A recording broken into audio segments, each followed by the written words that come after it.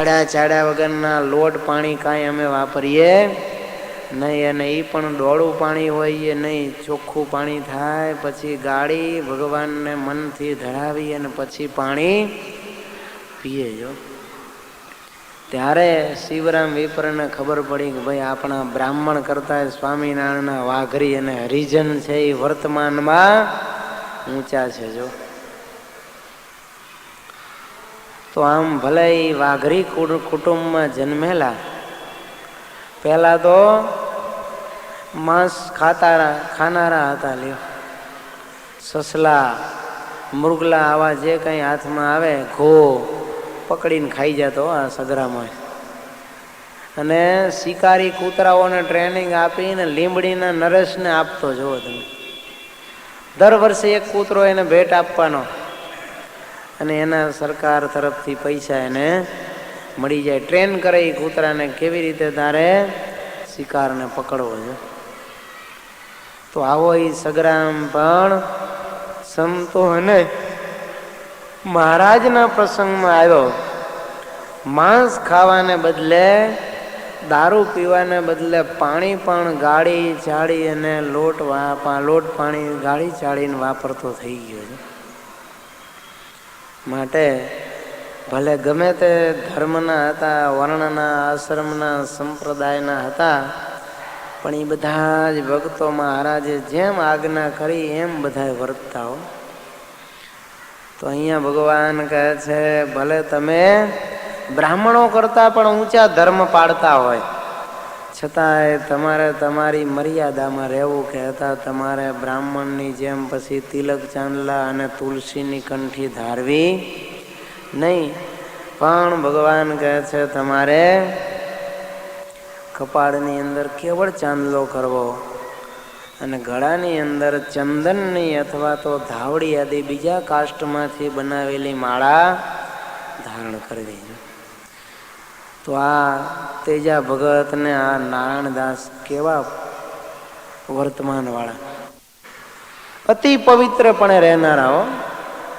એક વખત છાણી ગામમાં કંઈક અધિવેશન ભરાવાનું હોય છે સરકારી, એટલે ઠેક ઠેકાણેથી બધા મુખીઓને એવું બધું આવવાના હતા, કલેક્ટરોના બધા. એટલે 1000 માણસનું રસોડું કરવામાં આવ્યું હોય છે. પછી કાંઈક પ્રોબ્લેમ ઊભો થયો એટલે રસોડું બધું રેડી અને અચાનક મુલતવી રાખવામાં આવ્યો પ્રોગ્રામ. પછી રસોઈ તો બધી વધે, એટલે સવાલ એ ઊભો થયો કે આ રસોઈને ક્યાં નાખવી. એ જમાનામાં કંઈ આવા ટ્રકો ને બધું હતું નહીં, ફટફટ ભરીને ગમે ત્યાં નિકાલ કરે. એટલે નક્કી કર્યું કે આ છાણી ગામમાં બધા હરિજન જ રહે છે. આખા ગામમાં મોટા ભાગે હરિજન જ છે જાજા. જેમ હરિજન વાસ કહીએ એમ વડોદરાનો આ હરિજન વાસ કહેવાય. એટલા હરિજન રહે, શહેરમાં બીજે રહે છે. તો એ લોકો પછી આવ્યા સાણી ગામના હરિજનો પાસે, હરિભક્તોને વાત કરી ભાઈ લ્યો આ બધી રસોઈ 1000 જણાની છે, તમે બધા આવો અને લઈ જાઓ અને મોજ કરો ખાઈને. ત્યારે હરિભક્તો હતા એ બધા હરિજનો કહે છે કે અમને તમારું આ ખપશે નહીં. એટલે આટલી સરસ મજાની મીઠાઈને તમારે નથી લેવી? ત્યારે કે તમારું અમારે ન ખવા. અરે આ તો બધા મોટા મોટા ઓફિસરો માટે બ્રાહ્મણોએ રાંધેલું છે.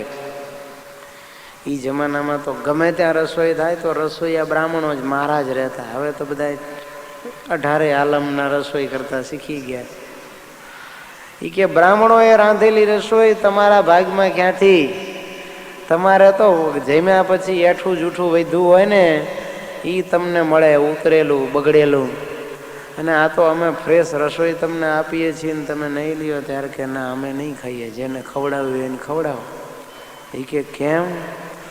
તો કે તમારી જે રસોઈ થઈ હોય ને એમાં લસણ ડુંગળી નાખ્યા હોય, અને અમે કોઈ ગામમાં સત્સંગી બધા છીએ એટલે લસણ ડુંગળી ખાતા નથી.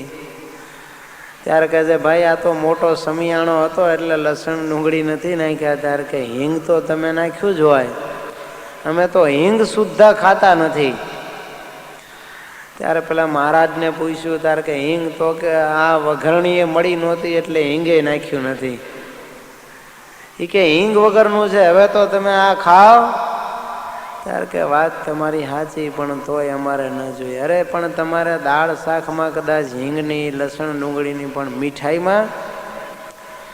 એ કે સાંભળો, તમારી બધી વાત સાચી, પણ તમે લોટ ચાળ્યો ન હોય અને તેલ, ઘી, દૂધ, પાણી ગાળ્યા ન હોય, માટે ગાળ્યા ચાળ્યા વગરની તમારી રસોઈ ભલે મેવા મીઠાઈ હોય, મોતિયા લાડુ હોય કે જલેબી, સાટા પેંડા, બરફી હોય, અમારે ખપે નહીં. લ્યો, ના પાડી દીધી.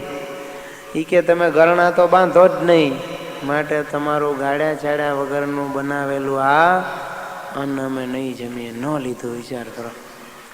તો એ કઈ બધા ધનાઢ્ય નહોતા હો, ગરીબ માણસો હતા, પણ એની અંદર આચરણ ધર્મ તો જુઓ કેટલો વિશુદ્ધ આચરણ ધર્મ. એ કે ભલે અમે, એ કે તમે હરિજનમાં આવા સંસ્કાર, અમારા બ્રાહ્મણો કરતા સારા સંસ્કાર તમારામાં ક્યાંથી આવ્યા? ત્યારે કહે છે અમે બધા સ્વામિનારાયણ ભગવાનના સત્સંગી છીએ.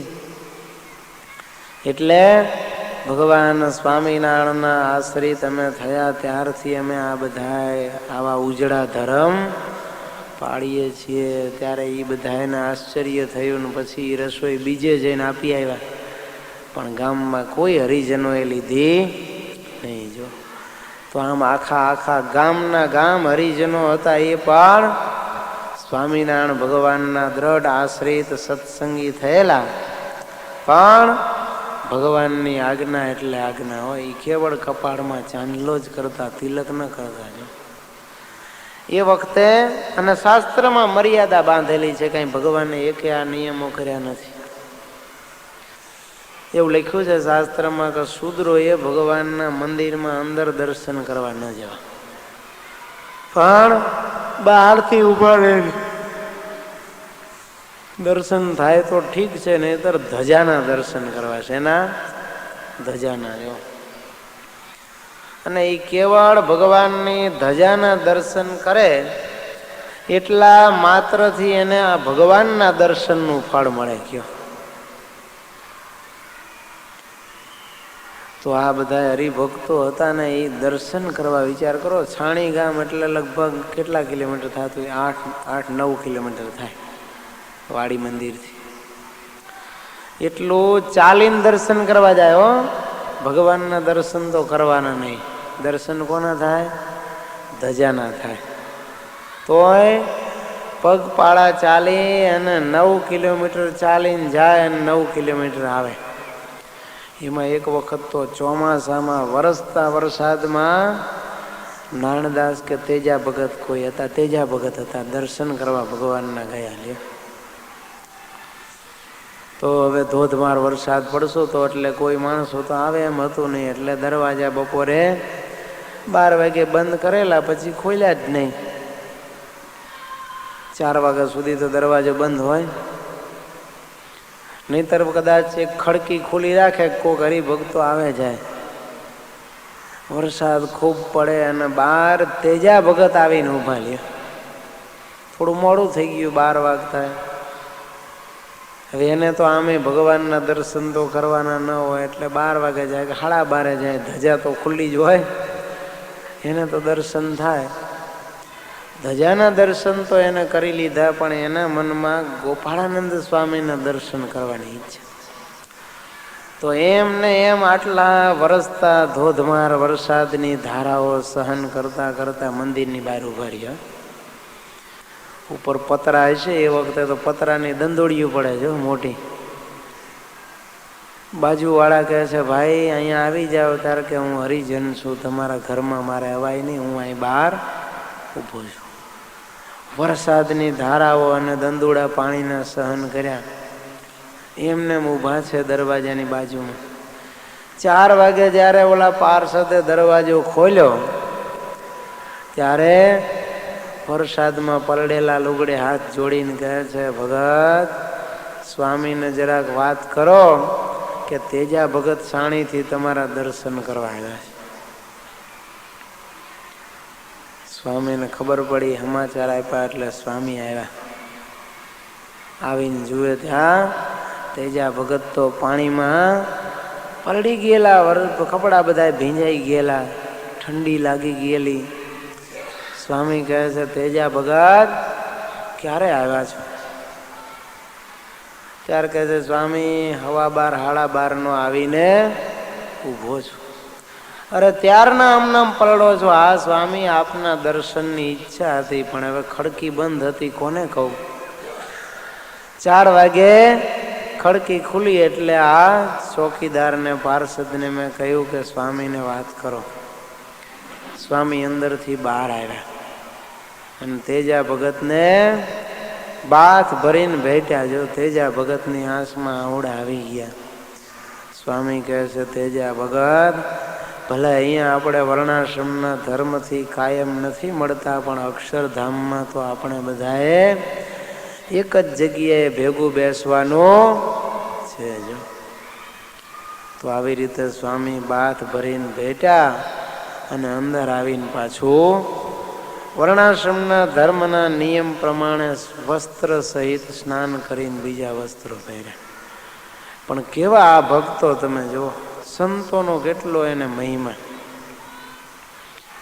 3-3.5 કલાક સુધી એમને વરસતા વરસાદમાં પલળ્યા, પણ સ્વામીને દર્શન કર્યા વગર પાછા ગયા નહીં.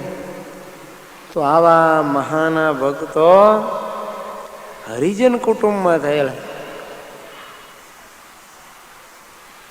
પાછા જેવા તેવા નહીં, કવિ હતા. જો જન્મ્યા ત્યાંથી જરૂર જાણો, મરવાનું છે માથેજી, આવ્યા ત્યારે શું લાવ્યા ને શું લઈ જાઉં સાથેજી. આ કીર્તનો કોના છે? નારણદાસના છે. આવા સરસ મજાના કીર્તનો પણ એમણે રચ્યા છે. અને જ્યાં જ્યાં મહારાજ ઉત્સવ સમયા કરતા ત્યાં પણ આ બધા હરિભક્તો સંઘ લઈને જતા હો. પણ સભામાં છેલ્લું સ્થાન એમનું હોય ત્યાં જ મર્યાદામાં એ લોકો બેસી અને ભગવાનના દર્શન કરે, કથા વાર્તા સાંભળે છે. જુનાગઢના ગોવા ભંગી જુઓ તમે. નાગર હતા, કલેક્ટર સાહેબ એને કહી દીધું કે તમારી કઢી મને, રેવન્યુ ખાતાના અધિકારી હતા, તોય ના પાડી દીધી કે તમારી કઢી મને ખપે નહીં. મિયાજી તો નોકરી શોધવા માટે નીકળેલા હો. પોતે હતા સાવરકુંડલા બાજુના, પણ ત્યાં ક્યાંય નોકરી ન મળી તે ફરતા ફરતા ગઢપુર આવ્યા અને આવીને મહારાજને વાત કરી. 5 હાથ પૂરા અને બોડીવાળા, બોડીગાર્ડમાં ચાલે એવા, સિપાહીમાં ચાલે એવા. મહારાજને વાત કરી કે મહારાજ મને નોકરીએ રાખો. ભગવાન કહે છે, તમને નોકરીએ રાખીને અમે શું કરીએ? અમારા તો ઘણા સિપાહીઓ છે, માણસની જરૂર નથી. ત્યારે મિયાજી કહે છે, મહારાજ પગાર ન આપતા, એમને એમ સેવામાં રાખો. મારે તો અહીંયા નોકરી સેવામાં રહેવું છે. પગાર તમારે આપવો હોય તો આપો, ન આપો તો ખાઈ નહીં, પણ મને અહીંયા રાખો. એની માં એક જ હતી અને આ મિયાજીને એકનો એક આ દીકરો જુઓ તમે, ઘરે બીજું કોઈ નહીં, એની માં એકલી. અને આ નોકરી શોધવા આવ્યા ને ગઢપુરમાં રહી ગયા. ખૂબ સેવા કરે, સિપાહી તરીકેની બધી જ ફરજો બજાવે. મહારાજ એની સેવા જોઈને રાજી થઈ ગયા છે. ભગવાન કહે છે, મિયાજી તમે પગાર શું લેશો? તો કે મહારાજ પગારની વાત ન કરશો, બસ મને આ દરબારમાં સેવા કરવા દો. પછી તો કથા વાર્તા સાંભળીને મિયાજીને જ્ઞાન થઈ ગયું. ભગવાનને કહે છે, મહારાજ આ અક્ષરધામના દરવાજે દરવાણી રાખો તોય મારે તો આવી સેવા ક્યાંથી? માટે પગારનું મને પૂછશો નહીં. જો ભગવાન કહે છે, નહીં નહીં મિયાજી, પગાર વગર તો અમારે કેમ તમને રખાય? ભગવાનને કહે છે, મહારાજ મારે એક પૈસો પણ પગાર નામે જોતો નથી. જો અને સેવામાં રહી ગયા. હવે આ બાજુ એની ડોસી બિચારી એકલી, એ પણ ઘરડી થઈ ગયેલી. તપાસ કરે પણ મિયાજીને તો ગયા, કોઈ સમાચાર જ નહીં. 2 વર્ષ પછી મહારાજ ફરતા ફરતા આ બાજુ આવ્યા. કંઈક નાવલી નદી છે, સાવર કે કુંડલા નદી શું છે એવી કંઈક નદી છે ત્યાં. એ નદીના તટમાં મહારાજ ઉતર્યા. એટલે સાવર અને કુંડલા 2 અલગ અલગ ગામ છે. 2 ગામમાં ખબર પડી કે ભાઈ સ્વામિનારાયણ ભગવાન આવ્યા છે. બધા દર્શન કરવા માટે આવ્યા. તાર ડોસીને એમ થયું કે લાઈને હું આ અલ્લાહના દર્શન કરી આવું, સ્વામિનારાયણ ખુદાના. એટલે આ ડોસી હતી તો વાંકી વળી ગયેલી. લાકડી લઈને હાલે, આંખોની નજર પણ ઓછી થઈ ગયેલી.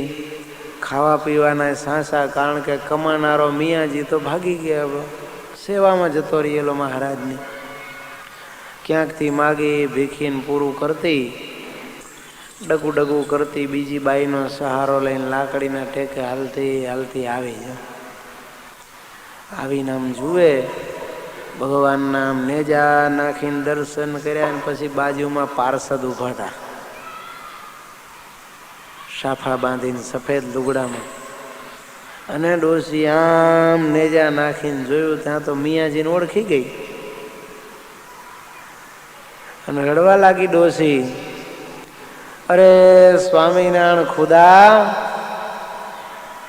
तुमने मेरे मियाँ जी को फकीर बना दिया.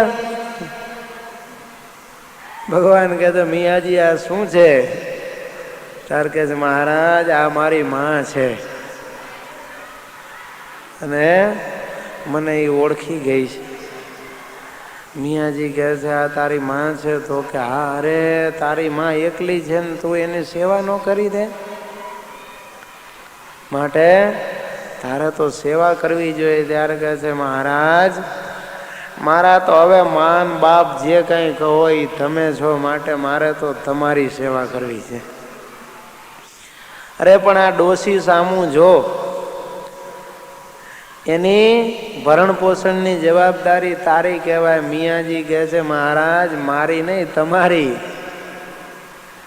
આખા જગતના માવતર મા બાપ તો તમે છો, વિશ્વભરનું બિરુદ તમારું છે. માટે ડોસીની સેવા ચાકરી ભરણ પોષણની જવાબદારી મારી નહીં, તમારી છે.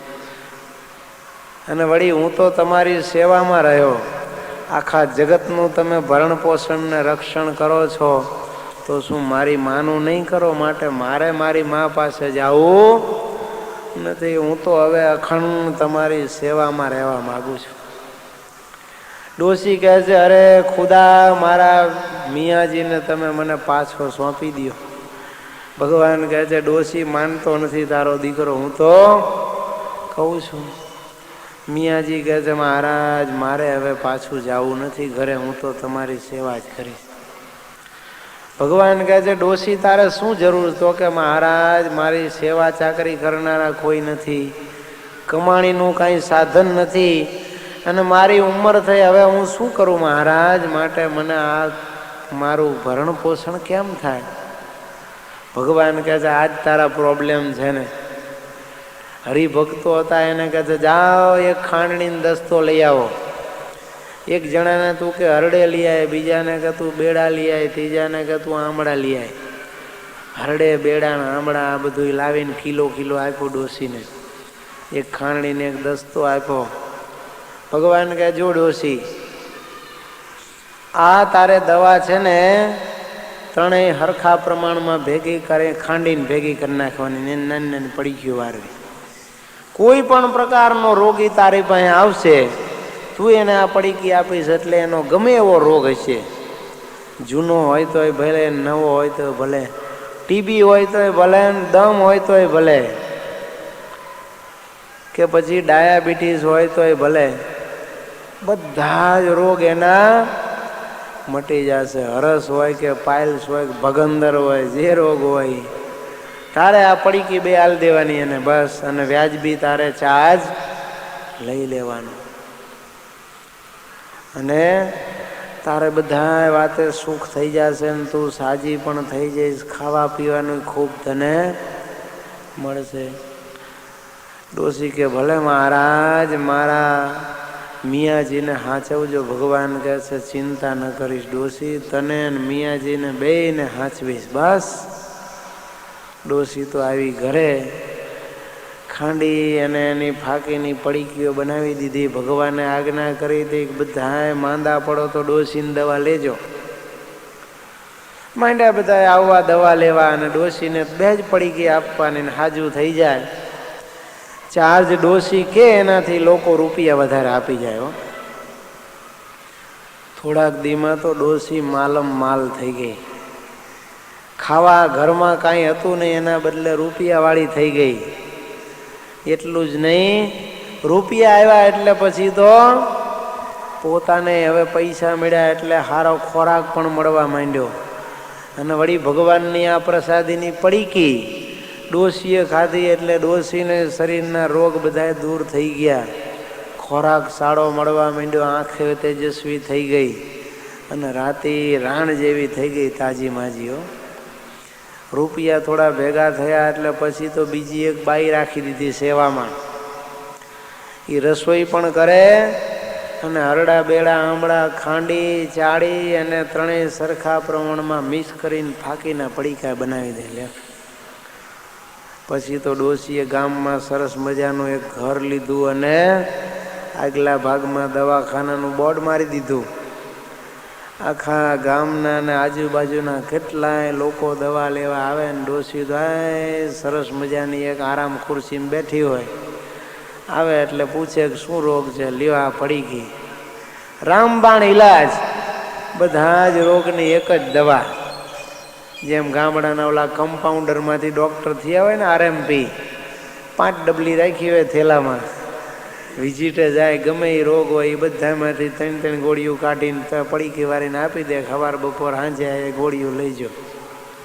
બીજી કોઈ દવા હોય જ નહીં એની પાસે. મટે તો ઠીક છે, લાગે તીર, નહીતર ટપ્પો. 2-3 દી દવા કરીને પૈસા લઈ લે ને પછી કે હવે નહીં મટે, લઈ જાઓ શહેરમાં. પણ આ ડોશીની તો અક્ષીર દવા. 1 પડીકી ખાય ત્યાં તો અડધી બીમારી ગાયબ, ને 2 ખાય ત્યાં ઘોડા જેવા થઈ જાય. સેંકડો લોકો દવા દારૂ લેવા આવવા માંડ્યા, ને ડોશી તો ખૂબ ધનવાન થઈ ગઈ. અને પછી તો ભગવાનની આ કૃપા એને પણ ખબર પડી એટલે મહારાજનું ભજન પણ કરવા માંડી. એક હાથમાં ગૌમુખી હોય, સ્વામિનારાયણ સ્વામિનારાયણ સ્વામિનારાયણ બેઠી બેઠી માળા ફેરવતી હોય, અને કોક આવે એટલે તરત પડીકી કાઢીને ડબ્બીમાંથી આપી દે. વ્યાજબી પૈસા લે દવાના, અને રોગ મટી જાય. તો આમ આવા મિયાજી એ પણ શું આવ્યા હતા તો નોકરીની શોધમાં, પણ ભગવાને કહ્યું કે અમારે જરૂર નથી, ત્યારે સેવામાં રોકાઈ ગયા. પછી ભગવાન કે હવે તમને નોકરી આપીએ ને છોકરી આપીએ, પરણાવીએ દઈએ. ત્યારે કે મહારાજ હવે મારે પરણવું નથી અને નોકરીનો પગારે લેવો નથી, મને સેવા કરવા દેજો. તો આમ મિયાજી ભગવાનને આવે શુદ્ધ ભાવે સાચા હૃદયથી સેવા કરવા લાગ્યા. ત્યારે ભગવાને એને દરવાણી બનાવી દીધા. દરવાજા ઉપર ઈ બેઠા મિયાજી. અને જે કોઈ હરિભક્તો આવે એટલે અંદર જઈને મહારાજને કહે મહારાજનો જય હો. કુબડતલથી હરિભક્તોનો સંઘ આવ્યો છે, કયો તો અંદર દર્શન કરવા આવે. મહારાજ આજ્ઞા આપે તો અંદર મોકલે, નહીતર મહારાજ કે જાઓ ઉતારા પાણીનું કહી દો તો સીધા કહે ઉતારા કરીને આવો. ઠાકોર જમાડીને નિરાતે 4 વાગે દર્શને આવજો. તો આમ મિયાજી હતા પણ ભગવાનની સેવામાં આવી રીતે અખંડ રહેલા. જો શેખજી તમે જુઓ, એ મુસ્લિમ હતા, કેવા ભગત. ભગવાને ઐશ્વર્ય આપેલું, સત્સંગ કરાવવા મોકલા, જાઓ સિંધ દેશમાં જાઓ સત્સંગ કરાવી આવો. દાઢી દેખાડે ને સમાધિ થાય. દેખો મેરી દાઢી એમ કે ભગવાનની થોડીક વાતો કરીને, અને દાઢી જોવે ને બધાને સમાધિ થઈ જાય. તો આવી રીતે આવા અલગ અલગ જ્ઞાતિના અને અલગ અલગ ધર્મના, વર્ણના, આશ્રમના, સંપ્રદાયના સત્સંગીઓ ભગવાન સ્વામિનારાયણના સંપ્રદાયમાં હતા અને એ બધાના ભગવાને કલ્યાણ કર્યા છે. ભાગવતજીની અંદર ભગવાન વ્યાસજીએ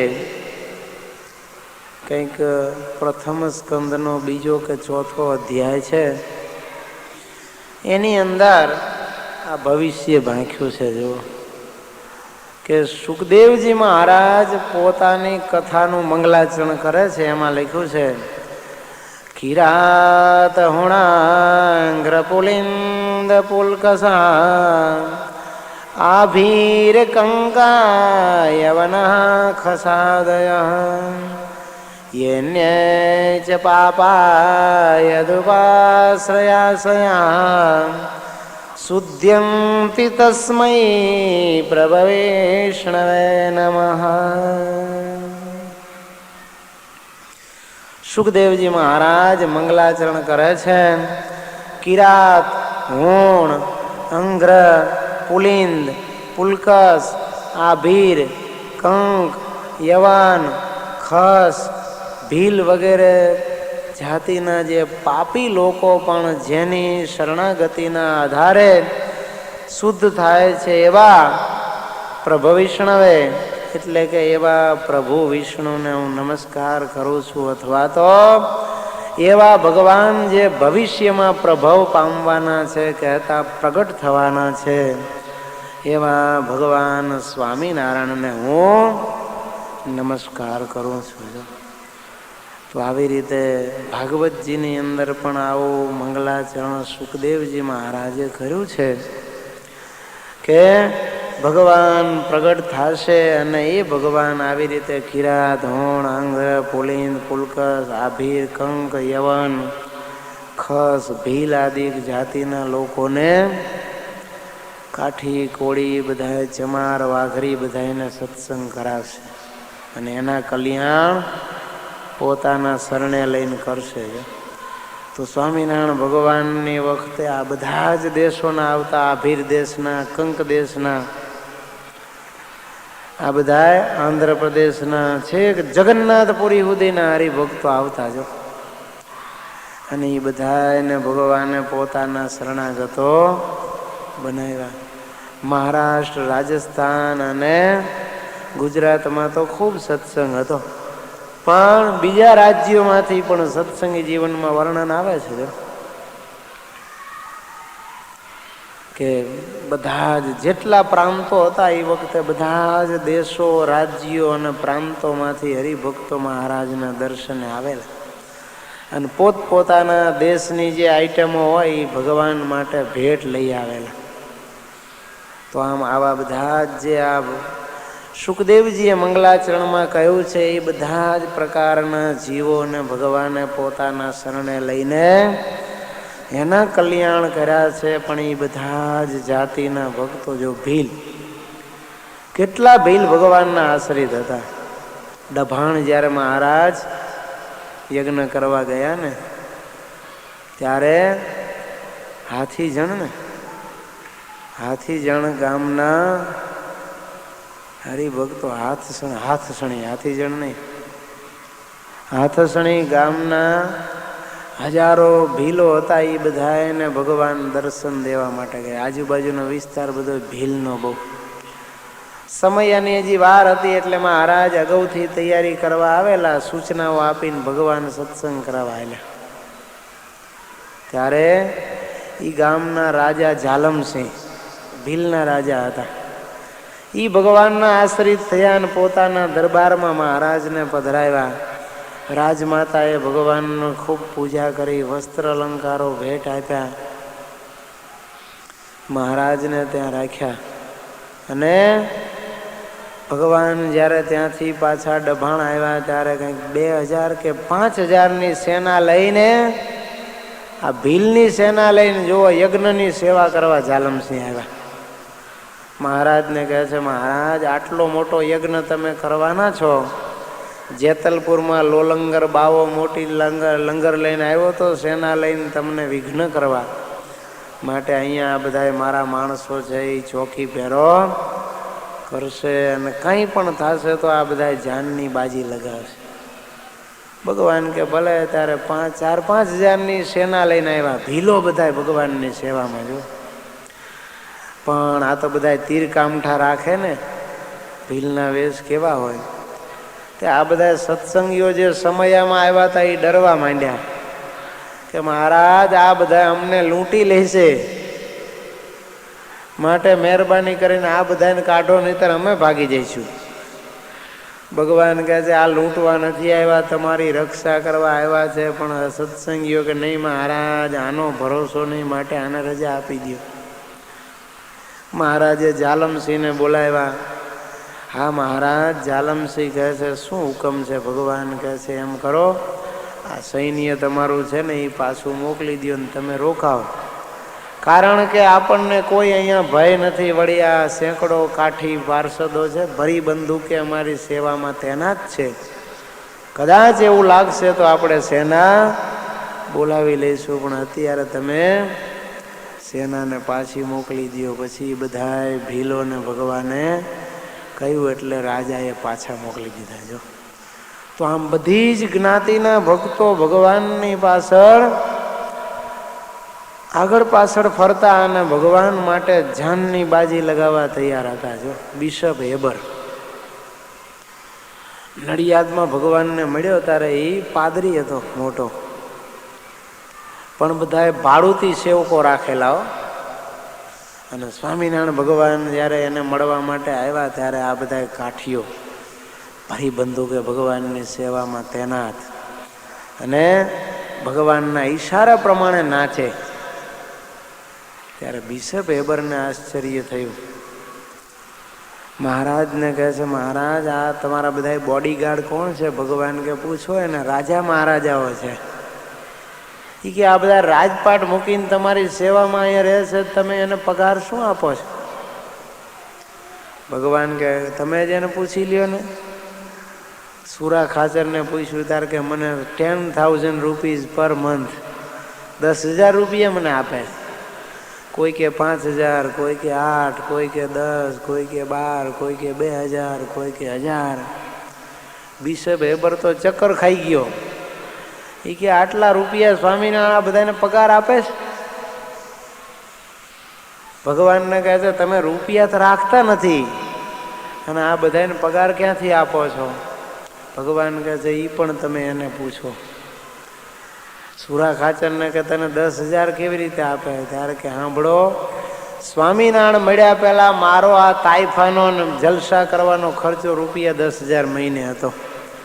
એ સ્વામિનારાયણ મળ્યા પછી મહિનાનો 10,000નો ખર્ચો મારો બંધ થઈ ગયો. એ મારો પગાર. બાકી અમે તો અહીંયા વોલેન્ટરી છીએ, આ બધા સ્વયંસેવકો છીએ, ભગવાનની સેવામાં અખંડ રહીએ છીએ. પાછા મિયાજીની શેખજીની દાઢી જોઈ, પારસીના વેશ જોયા, આ બધાને જોયા એટલે એ વિચારમાં પડી ગયો કે આ બધા જાત જાતના ભાત ભાતના સ્વામિનારાયણની સેવામાં ને એક એક પણ કેવો પ્રેમ બધાની આંખમાં નીતરે કે આ અજાણી જગ્યાએ ભગવાન મળવા આવ્યા છે. તો બંદૂકો ઉપર આમ હાથ હો નાળચું આમ માંડેલું જ, કાંઈક જો આગું પાછું ભૂલથી કોઈ કરે તરત જ યુદ્ધ ખેલી નાખવાનું. બિશપ હેબર જોઈને આશ્ચર્ય પામી ગયો. ભગવાનને કહે છે, આ બધા મફત તો કે હા 6 મહિના મારા ભેગા ફરે ને 6 મહિના ઘરે રાજ ચલાવે છે. એ તો આશ્ચર્યમાં ગરકાવ થઈ ગયો. પછી એને ચોપડી લખીને એમાં લખ્યું એ કે મેં જોયું કે સ્વામિનારાયણ ભગવાન જ્યારે મને મળવા આવ્યા હતા ત્યારે એની સેવામાં બધા જાત જાતના વર્ણ અને આશ્રમના અને ધર્મ અને સંપ્રદાયના અનુયાયીઓ બોડીગાર્ડ તરીકે સેવામાં હતા. સ્વામિનારાયણને 1 પૈસો પગાર નહોતા આપતા, છતાં પણ જાનની બાજી લગાવી એના માટે સેવામાં તત્પર ઊભા હતા. જો આવું એને એની ચોપડીમાં લખ્યું છે. તો આમ ભગવાનની સેવામાં તો આ બધા જ પ્રકારના ધર્મ અને સંપ્રદાયના વર્ણ અને આશ્રમના સેવકો રહેતા ને એ બધાને એમ થતું કે ભગવાન મારા છે. ભગવાને છતાં એને એના વર્ણ આશ્રમના નિયમમાં રાખેલા તો પણ કોઈને મનમાં ઓછું ન આવતું, કોઈને એમ ન થતું કે અમને અન્યાય થાય છે. અને બધા જ ભગવાન માટે જાનની કુરબાની આપવા માટે તત્પર રહેતા અને ભગવાન પણ એ બધાને અપનાવીને એનું કલ્યાણ કરતા. ત્રિપુંડરુદ્રાક્ષધૃતેર્યેષાં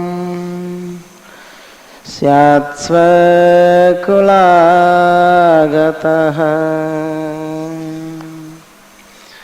તૈસ્તુ વિપ્રાદિભિઃ ક્વાપી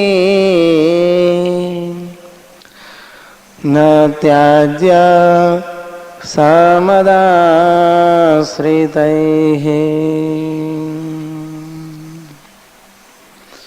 ભગવાન સ્વામિનારાયણ કહે છે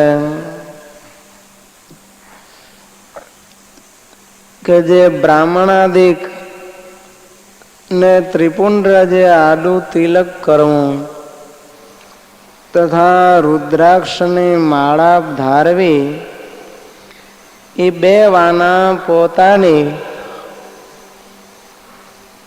કુળ પરંપરાએ કરીને ચાલ્યા આવ્યા હોય અને તે બ્રાહ્મણાદિક અમારા આશ્રિત થયા હોય તો પણ તેમણે તે ત્રિપુંડ્ર અને રુદ્રાક્ષનો ક્યારેય ત્યાગ ન કરવો. ભારત વર્ષને વિશે બે સંપ્રદાયો વર્ષોથી ચાલ્યા આવે છે. આ લોકમાં એક સ્માર્ત સંપ્રદાય અને બીજો વૈષ્ણવ સંપ્રદાય.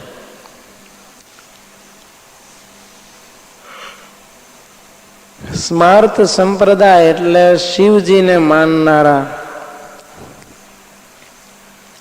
અને વૈષ્ણવ સંપ્રદાય એટલે ભગવદ અવતારો જે પછી રામ, કૃષ્ણ, સ્વામિનારાયણ, વામન, પરશુરામ, નૃસિંહ જે કઈ અવતારો થયા એ બધા ભગવદ અવતારોની જે ભક્તિ કરનારા એ બધા વૈષ્ણવ સંપ્રદાય વાળા કહેવાય. તો આ બંને સંપ્રદાયો અનાદિ પ્રસિદ્ધ છે. એમાં ભગવાન સ્વામિનારાયણનો પ્રગટ પ્રતાપ જોઈ અને ઘણા બ્રાહ્મણોને સ્વામિનારાયણ સંપ્રદાયમાં રુચિ જાગતી, એટલે પોતાના મૂળ સંપ્રદાયનો ત્યાગ કરી અને આ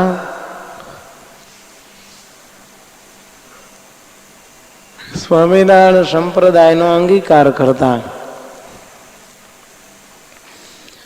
પરિસ્થિતિ શું થાય? સ્વામિનારાયણ ધર્મનો સ્વીકાર કરે સંપ્રદાયનો એટલે પછી એ ઉર્ધ્વપુંડ્ર તિલક કરવા માંડે, ગળામાં તુલસીની કંઠી ધારે અને રુદ્રાક્ષ અને ત્રિપુંડ્રનો ત્યાગ કરી દે. એટલે અન્ય જે એના સમાજના બ્રાહ્મણો હોય, એના ધર્મગુરુ હોય એ વિરોધ કરે, એને નાત બારો મૂકે. પરિણામે ઘણી સમસ્યાઓ એના સામે ખડી થાય અને ઘણા દુઃખો એના ઉપર ગુજારે. એટલે ભગવાને એ પરિસ્થિતિ જોઈ અને આ વચગાળાનો રસ્તો કાઢ્યો. ભગવાન કહે છે જે બ્રાહ્મણોને પરંપરાથી ચાલ્યા આવતા હોય, જેને ન કરતા હોય એને કાંઈ કરવાનો સવાલ નથી. ઘણા બ્રાહ્મણો બધા ત્રિપુંડ્ર કરતા હોય એવું નથી. જો સ્વામિનારાયણ જેમ તિલક નથી કરતા એમ વૈષ્ણવ શૈવ બ્રાહ્મણો છે એ બધા કઈ ત્રિપુંડ્ર નથી કરતા. કર્મકાંડ કરતા હોય એટલા જ, અને કોક ચુસ્ત શૈવો હોય ને એટલા જ જો ત્રિપુંડ્ર કરે. બાકી તો બધા વિધવા જેવું કપાળ લઈને જ ફરતા હોય છે, કાંઈ ચાંદલો કાંઈ હોય જ નહીં કપાળમાં. એટલે ભગવાન કહે છે જે બ્રાહ્મણોને પરંપરાથી એના બાપ દાદા વખતનો એમને રિવાજ હોય, જે પહેલા શૈવ સંપ્રદાયના અનુયાયી હોય, શૈવ હોય, તો એને મહારાજ કે જો એ ત્રિપુંડ અને રુદ્રાક્ષ ધારણ કરતા હોય તો એને રાખવા, પણ તરત કાઢી ન નાખવા. ભગવાન કહે છે અમે એવો હાર્ડ એન્ડ ફાસ્ટ નિયમ નથી રાખતા કે તમારે એ ત્રિપુંડ અને રુદ્રાક્ષનો ત્યાગ કરી જ દેવો. ભલે તમે એ ધારણ કરજો, એનો અમારે કોઈ વાંધો નથી, પણ કપાળમાં ત્રિપુંડ કરવું ને વચમાં તિલક ચાંદલો કરવા, બેયનું તમારે રાખવું. ગળામાં પણ રુદ્રાક્ષની માળા પહેરવી અને તુલસીની કંઠી પણ પહેરવી, જેથી કરીને તમને તમારા સંપ્રદાય વાળા સગા સંબંધીઓ અથવા તો જૂના ગુરુ ઉપદ્રવ કરે નહીં. એટલા માટે ભગવાને આ ત્રિપુંડ ધારણ કરવાની અને રુદ્રાક્ષની માળા પહેરવાની હા પાડી છે. અને આમે ભગવાનને શિવજી સાથે કોઈ વિરોધ નથી, કારણ શિવજી તો ભગવાનના ભક્ત છે. એ કાયમ ભગવાનનું ધ્યાન કર્યા કરે છે. જુઓ, નીલકંઠ વર્ણી સ્વરૂપે જ્યારે ભગવાન વિચરણ કરતા હતા ત્યારે શિવજી સ્પેશિયલ પાર્વતીજીને લઈને દર્શને આવેલા.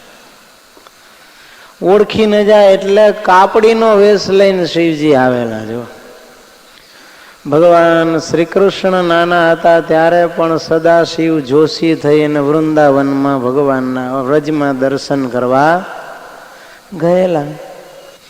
તો શિવજી તો અખંડ પ્રભુ ધ્યાન પરાયણ છે. કહેતા ભગવાનના પરમ ભક્ત હોય તો શિવજી છે. વૈષ્ણવાનામ યથા શંભુ એમ લખ્યું છે. ભાગવતજીમાં એવું કહ્યું છે કે વૈષ્ણવો કેવા હોય તો કે શિવજી જેવા ભગવાનના ભક્ત હોય. શિવજી જેવા કેમ કયા તો કે શિવજી છે ને એ તમે જુઓ ભગવાનના ખરા ભક્ત છે. સેવક હોય એ સ્વામીના ઉપયોગમાં આવતી કોઈ પણ વસ્તુ પોતાના માટે વાપરે નહીં, એને સેવક કહેવાય. તો શિવજી તમે જુઓ ભગવાન મંદિરોમાં રહે છે, ગામની વચ્ચે મોટા મહેલો બાંધીને આલિશાન મંદિરો હોય પ્રભુના. તો શિવજીએ સ્મશાનમાં નિવાસ કર્યો. કે ભગવાન ગામમાં રહેતા, આપણે ગામ બહાર રહેવું.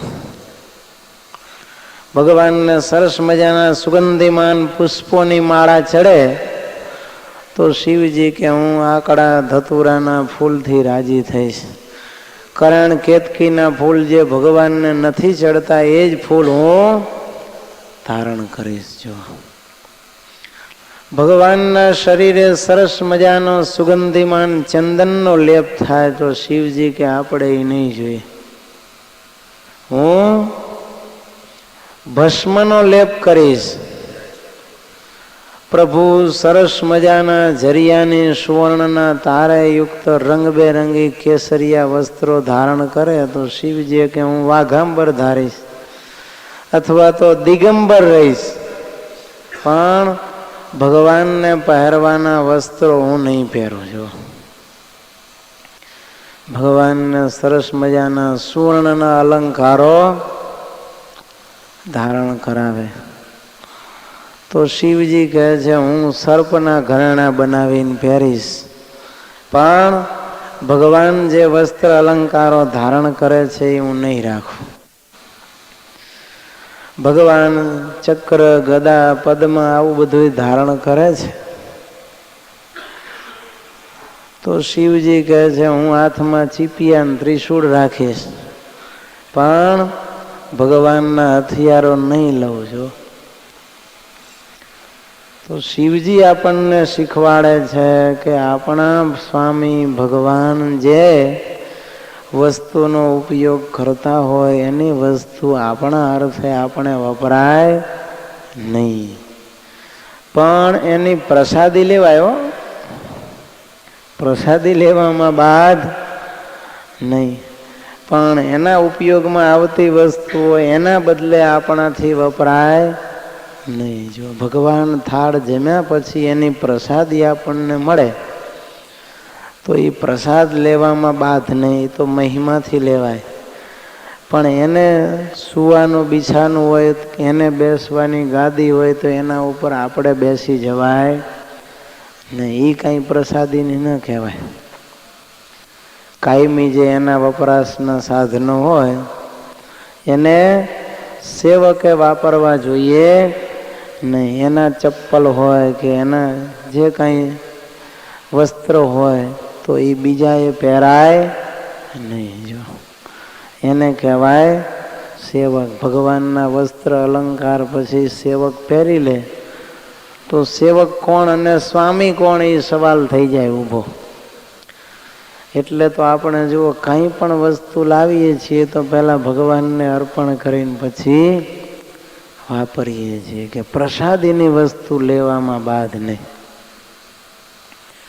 તો શિવજી આપણને શીખવે છે કે આપણે ભગવાનના દાસ છીએ તો સેવક હોય નોકર હોય એને શેઠના ગાદલા ઉપર બેસાય એને એના પલંગ ઉપર બેસી ગયો હોય ને શેઠ જોઈ જાય તો